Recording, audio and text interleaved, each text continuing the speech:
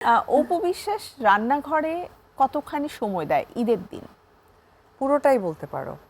Just দুপুরের সময় ওদের বাসায় গিয়ে মানে বাচ্চার বাবার বাসায় গিয়ে আমাদের লাঞ্চটা ওখানে মাস্ট করতে হয়। সো এর আগ পর্যন্ত একদম অল টাইম, এবং তুমি বলতে পারো মানে কাজের বেটির মতো কাজ করি আমি। এটা কিন্তু আমি দেখেছি মানে যে নিজের হাতে জামা কাপড় পরে জাস্ট খালি একটু জারি টুকটাক ছবি টবি তুলবে, এদিক সেদিক একটু লিপস্টিকটা খালি কালারফুল দিয়ে একটা ঝুঁটি বেঁধে তোমার একদম মাংস কাটাকুটা থেকে শুরু করে সেটাকে ভাগ করা, প্যাকেটিং করা, বাসার রান্না করা, এবং মানে কার কার নিজেকে বাড়িতে প্রিপেয়ার করা, পাঠাতে সব হবে। কিছু এভরিথিং, মানে কোনো কিছু নাই। ঈদের দিনের কোনো আবেগঘন স্মৃতির কথা মনে পড়ে যেটা আসলে ঈদ আসলেই তোমার অলওয়েজ মানে সকাল থেকে হয় না যে বারবার নক করতে থাকে যে আচ্ছা ওই ঈদে এরকম একটা ঘটনা ঘটেছিল? আমার বারবার যেটা মনে হয় সেটা হচ্ছে যে মানে আমার প্রযোজক ডিরেক্টররা আমাকে ফোন করবে বারবার আর বলবে, আপু এই তো 12টার সময় ফুল গেছে। হ্যাঁ হ্যাঁ, আরে জানেন না একটু ঝামেলা হয়েছিল, মারামারি, আমাদের লোকজনেরা ঠিকঠাক করে নিয়েছে। আপু 3টার সব হাউসফুল, লোক দিতে পারেনি, মানে টুল নিয়ে বসছে। মানে এই কণ্ঠগুলো, এই আওয়াজগুলো না ভীষণ ভীষণ ভীষণ মিস করি, অ্যান্ড মিস করি লাইক হ্যাঁ 700 সিনেমা হল, 700 সিনেমা হলের মধ্যে আমরা 500টা পাইছি না পাইছি, সমস্যা নাই, লাইক হয় না যে এই কনভারসেশনগুলো মিস হ্যাঁ, করি। মানে ওই ঈদের সময় মানে হচ্ছে সব ব্লকবাস্টার হিট হ্যাঁ মুভি, হ্যাঁ ব্যবসা হ্যাঁ। সফল মুভি, দর্শকের অন্যরকম আনন্দ। নিশ্চয়ই হলে মুভি দেখতে যেতে? হলে আসলে ওইভাবে মানে খুব যেতেই হয়েছে তা না। তোমার ধরো হলে যাওয়ার জন্য হয়তো একটা প্রিপারেশন তৈরি করা হয়েছে।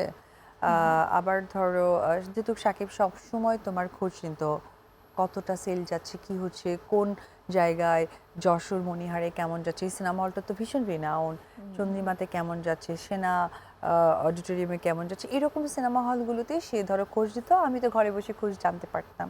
আর যখন কোথাও অনেক বেশি ভালো সেল গেছে, ধরো আমাদের বিষয়গুলো কি হয়েছে, আমরা যখন সিনেমায় পেয়েছি অনেক ভালো সেল গিয়েছে, সেখানে আর্টিস্ট যেত।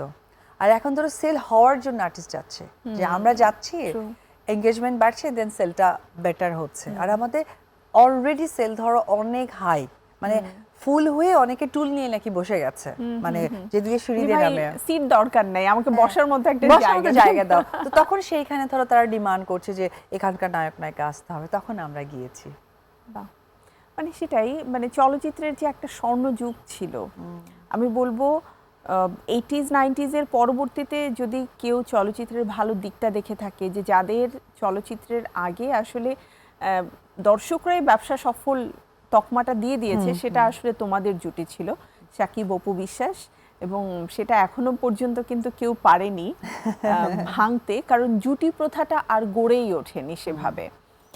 এবারে একটু বলো যে ঈদ মানে তো আনন্দ, ঈদ মানে তো খুশি। একজন চলচ্চিত্রের নায়িকা হিসেবে তোমার ঈদ অনেক রঙিন, কিন্তু একজন মা হিসেবে তোমার ঈদের দিনের যে অ্যাক্টিভিটিস থাকে ছেলেকে নিয়ে, এই ঈদটা আসলে কেমন? আমি তো শুরুতে তোমাকে বললাম না যে ঈদের দিনগুলো আসলে মাথায় থাকে না, আর আমি কাজ করতে পছন্দ করি। তো মায়ের ঈদটা হচ্ছে ভীষণ ভালো, কারণ যখন দেখি না ও অনেক মজা পায়, খুশি হয়। এবং আমি মাঝে মাঝে যেটা করি কি, ধরো বলে করে কিছু মাংস নিয়ে বলি যাও বাসায় রেখে আসো, একটা জায়গায় তো রাখা হচ্ছে, সেটা তো সে জানে, সে ভীষণ এক্সাইটেড থাকে, ওয়েট করে। তারপরে ধরো আমি বলছি, দাঁড়াও প্যাকেটিং করছে, মানে একটু দেখো কখন তো, তাকে একটু কাজ হ্যাঁ করতে দেওয়া কাজ হবে? করতে দেওয়া, ওয়েট করে। মানে একটা আদো আদো ব্যাপার লাগে আমার কাছে, মানে মার কাছে সন্তানরা আসলে কখনো বড় হয় না, আমি এটা বুঝতে পারছি এখন হাড়ে হাড়ে। একদমই না। তো ওই জায়গা থেকে ধরো এই ধরো ধরো প্যাকেট করছি, তুমি একটু ওয়েটটা ধরো তো ওয়েট মেশিন, আমি তো একদম পারফেক্টলি সব মেপে মেপে সবাইকে দিই, মানে কোনোভাবে কম দিই না বা কম হয় না, হাতের মুঠোতেও আমি করি না, যাতে কারো কম যেন না হয়। তো প্যাকেটিংটা ধরো, সে প্যাকেট ধরছে, বাবা একটু প্যাকেট করো তো একবার আমাকে বলে, মমি কিভাবে প্যাকেট করব, আমি সেইভাবে বেঁধে দাও। তো ধরো আমরা মাপঝোক করে সবাই মিলে করছি, ও বাঁচছে, সে এনজয় করছে। আসলে এই ছোট ছোট মেমোরিজগুলো না, ছোট ছোট কাজগুলোই ভালো লাগে।